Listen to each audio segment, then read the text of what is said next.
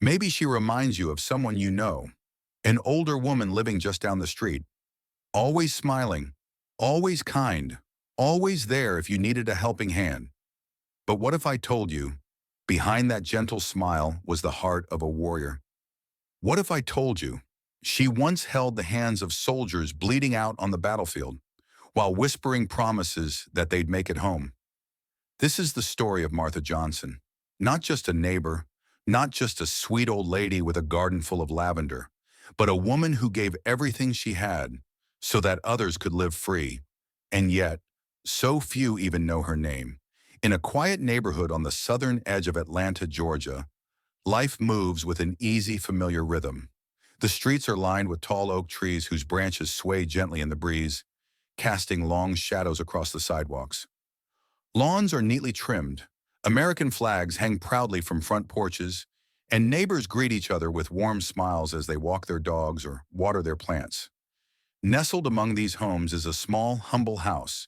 Its wooden fence, painted soft white, frames a tidy garden filled with rows of lavender flowers swaying softly beneath the Georgia sun.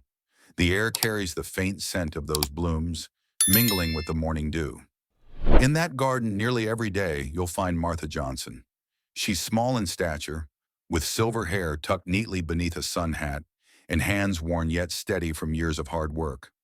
At 74 years old, Martha moves with the grace of someone who has lived fully, yet still takes joy in the simple things, tending to her flowers, waving to the mailman, offering cookies to the neighbor's children.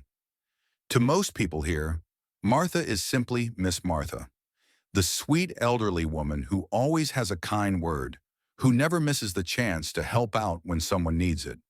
If your dog slips its leash, she's the first one to help catch it. If you're heading out of town, she'll gladly keep an eye on your house, no questions asked. But beneath that gentle smile, there's a part of Martha's life that few in this neighborhood truly understand. Years ago, long before the gray hair and the soft steps, Martha served as a combat medic in the United States Army. She spent over 15 years on active duty, including deployments to some of the harshest conflict zones in the Middle East. She wasn't just patching up scrapes and bruises. She was saving lives under enemy fire, stitching wounds by flashlight in makeshift tents, holding trembling hands of young soldiers who were terrified they might never see home again. There are scars on Martha's hands, faint but lasting, each one a reminder of battles fought and lives touched. But she never speaks of them. She never brags about the medals tucked away in a drawer or the commendations she quietly received.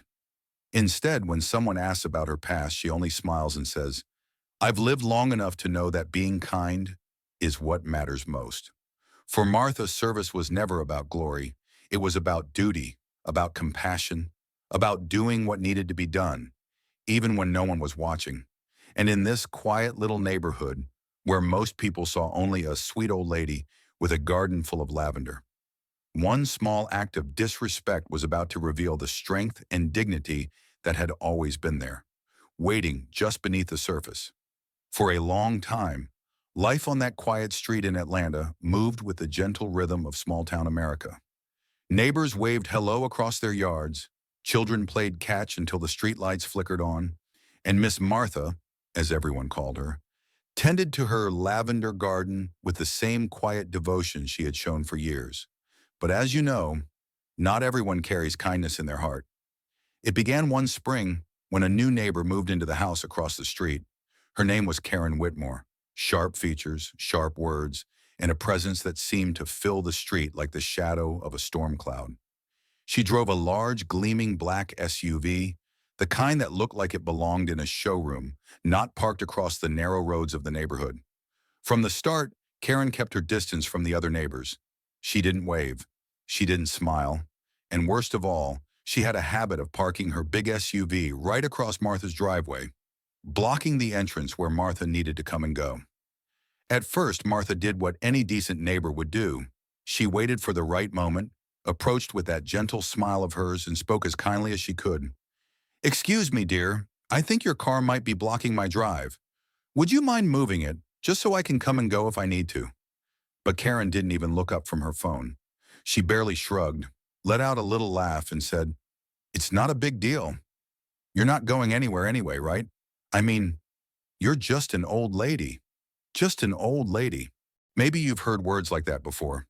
Maybe you've seen the way some people look at the elderly, like they're invisible, like their lives no longer matter. Have you ever stopped to wonder how that feels? Martha didn't shout. She didn't argue. She had lived long enough to know that raising your voice often does less good than standing your ground quietly. But later that evening, as the sun dipped low and the garden shadows stretched across the lawn, Martha sat alone at her kitchen table, staring out the window at her blocked driveway. She wrapped her thin hands around a cup of tea, but the warmth didn't quite reach her fingers. Somewhere deep inside, something old and familiar stirred. That ache of being unseen, unheard. The ache of being dismissed. And yet this wasn't the battlefield where she had once worked to save young lives. There were no bullets here, no explosions. Just careless words from someone who didn't know, or didn't care, who she really was. But that didn't make the sting any softer. The days turned into weeks. Again and again, Karen's SUV blocked the drive.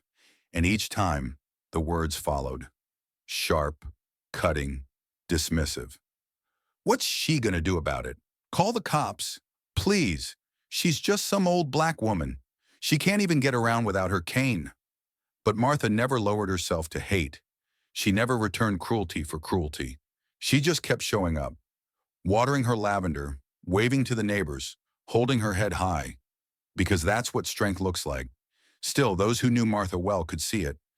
The quiet hurt behind her eyes, the way her shoulders drooped just a little more at the end of the day. Then came a Sunday afternoon. The sun was soft and golden, and David Johnson, Martha's son, pulled up in front of the house. David was a strong man, early 40s, wearing the uniform of a lieutenant colonel in the U.S. Army. His eyes were steady, his handshake firm. The kind of man who had learned courage from the best. You see, when David was just a boy, his mother had once told him, "Kindness is strength, son, but never mistake kindness for weakness." When David saw Karen's SUV blocking his mother's driveway again, he knew something was wrong. And when he looked into his mother's eyes that afternoon, saw the sadness she'd tried so hard to hide, he felt it too. "Mama," he asked softly, "tell me what's going on." And so for the first time, Martha told the whole story. The driveway, the words, the disrespect. David listened, quiet, focused. And when she finished, he gave a slow nod. "You taught me to stand tall, Mama. You taught me what real strength looks like. Let me show you what I've learned. Because sometimes dignity needs a defender." And Martha Johnson was about to have one. David Johnson had always known his mother was strong, but sitting across from her that Sunday afternoon, watching the way her hands quietly folded into her lap, he could feel the weight of what she wasn't saying. Martha Johnson was never one to complain. Not about the aching in her knees, not about the long, lonely nights since her husband passed, and certainly not about some neighbor's bad manners. But as she told David about the SUV blocking her driveway day after day, about the words, "You're just an old black woman. You're not going anywhere anyway," something inside him stirred, a quiet, heavy ache, the kind a son feels when he realizes someone has hurt his mother. There was a long pause when she finished speaking. The sun hung low in the sky, casting soft gold through the lace curtains. David reached across the table, covered her hand with his. "Mama," he said, voice steady, "you taught me that kindness is strength, but you also taught me that standing up for what's right is love." Martha looked down at their joined hands, tracing the faint scars on her own fingers. Reminders of battles fought long ago, battles most people never knew about. That night, after David left, Martha sat quietly by the window with a cup of tea growing cold between her hands. From a drawer beneath the sink, she pulled out a small wooden box. Inside were faded photographs, young soldiers, arms slung around each other, smiling bravely for the camera. Folded letters, one stained at the corner where a tear had fallen years before. The words on the page read simply, "Thank you for being there. You held my hand when no one else could. Because of you, I'm going home." Martha closed the box and sat still for a long time, staring out at the darkened street, where that black SUV still sat parked across her drive like a silent insult. Maybe you know someone like Martha. Maybe you've seen a person in your life, your mother, your father, your neighbor, treated like they don't matter just because of their age or their color or the soft way they speak. Maybe you've wondered, what would I do if it were my mother? The next morning, David didn't come shouting. He didn't storm down the street with fists clenched. No, his mother had taught him better than that.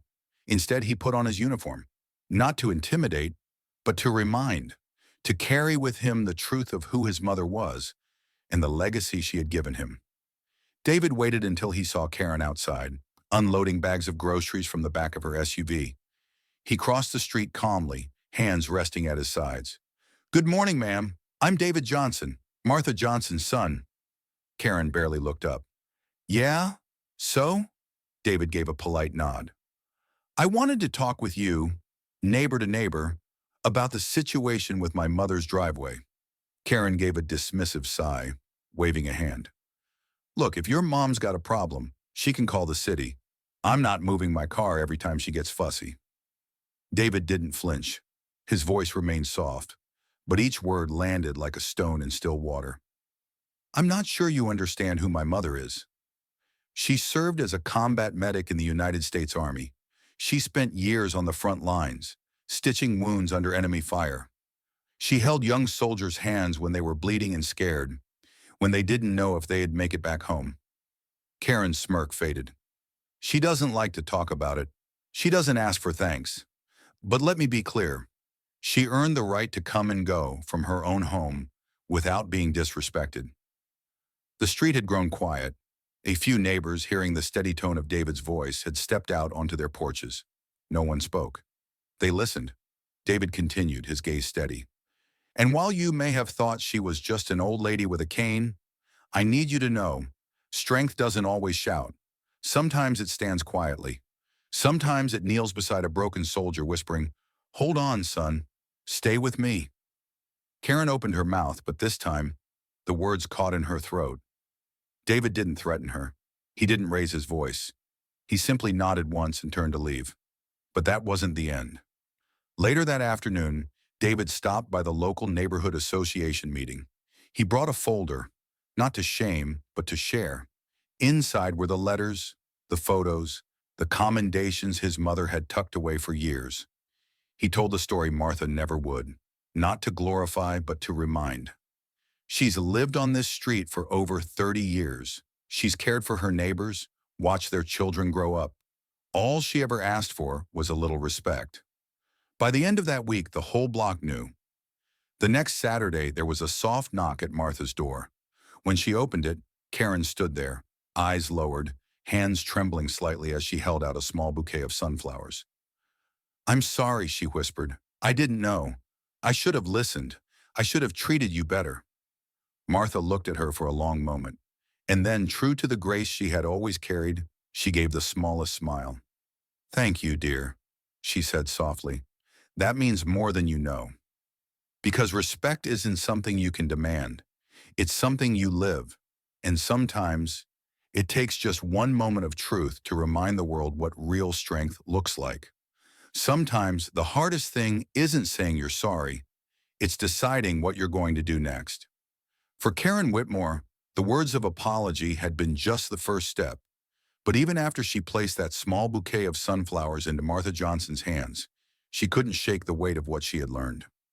That night, Karen sat alone at her kitchen table, staring at the notes she had scribbled down during the neighborhood meeting. The medals, the letters, the photos of young soldiers smiling beside the woman she had so carelessly dismissed. She found herself wondering how many more women like Martha had served, given everything, and come home to be forgotten. She began to read. She stayed up late that night, searching articles, watching interviews, listening to stories of women who had worn the uniform, women who had stood shoulder to shoulder with their brothers in arms, only to return home to a world that so often saw them as invisible. It was a truth she couldn't unsee. Karen had made a mistake, yes, but the deeper wrong, she realized, was much bigger than just one blocked driveway. It was a culture of forgetting, a habit of looking past the quiet strength of women like Martha. Mothers, sisters, daughters who had borne the weight of war, and then come home carrying scars no one wanted to talk about. The next morning, Karen did something she hadn't done before. She knocked on Martha's door. "Miss Martha," she said softly, "I know I can't undo what I said, but I've been thinking maybe there's more I can do than just apologize." Martha raised an eyebrow, curious but patient, the way veterans often are when someone new is learning how to listen. "I was wrong," Karen continued, "but I know I'm not the only one who's overlooked women like you. I've been reading, learning, and I was wondering if you'd be willing to help me change that." Martha, surprised but intrigued, invited her in. They talked for hours that day, about the war, about what it felt like to come home to silence, about the names of women Martha had served with, strong, brave women, many of whom had disappeared into civilian life, carrying stories they never told. Karen listened, really listened, and when they finished, an idea had begun to take shape. Within a few weeks, with Martha's blessing, Karen reached out to local veteran organizations, women's groups, churches, and community centers. She posted flyers at the VA hospital. She made phone calls, sent emails, knocked on doors. And slowly, women began to show up. At first, it was just a handful, older women mostly, some walking with canes, some pushing walkers, some still standing tall and straight as they ever were. They gathered in the small meeting room at the local community center, sitting in a circle of folding chairs, unsure of what to expect. Karen stood up nervously that first day, cleared her throat, and said, "I'm not a veteran, but I am someone who failed to see you, and I'm here because I want to learn, and because I believe this community should see you and hear your stories." Martha, seated near the front, gave her an encouraging nod. The meetings continued, week after week. The circle grew. More women came. Some brought photos, some brought medals, but many just brought the words they had kept buried for years. They talked about the battles they had fought, not just overseas, but here at home. The struggle to find work, the fight to be taken seriously, the ache of feeling invisible. Together they laughed, they cried, they shared stories no one had asked to hear before. And something beautiful began to happen. The group, which they decided to call the Lavender Circle, in honor of Martha's garden, became a space of healing, a place where women veterans could lean on each other, learn from each other, and remind one another that they were never alone. Karen didn't lead the group. She listened, she organized, she brought coffee and cookies, she helped find speakers and counselors when needed, but most of all, she showed up, week after week, determined to be better than the person she had been. Martha, in her quiet way, became the heart of the circle, sharing not just her memories of war, but her lessons in grace, dignity, and the kind of strength that doesn't need to raise its voice to be heard. As the months passed, the Lavender Circle hosted events at local schools, sharing the stories of women veterans with the next generation. They partnered with local organizations to support homeless women vets. They created a scholarship fund for daughters of female service members. And slowly, the neighborhood changed too. People began to see Martha and the other women of the circle not as relics of the past, but as living, breathing testaments to courage, compassion, and quiet leadership. Karen never forgot the mistake she made, but she turned that mistake into something more, into action, into change. Because sometimes the best way to say, "You're sorry," is to make sure the world never forgets the people you once failed to see. Sometimes the greatest battles aren't fought on distant fields. Sometimes they happen right here, in our own hearts, in the choices we make every day about how we see one another. Martha Johnson never asked for recognition. Like so many veterans, especially the women who served quietly and bravely, she came home and simply tried to live her life with grace. She didn't need a parade. She didn't expect a thank you. But she did deserve respect. Respect is not about grand gestures. It's about the small things.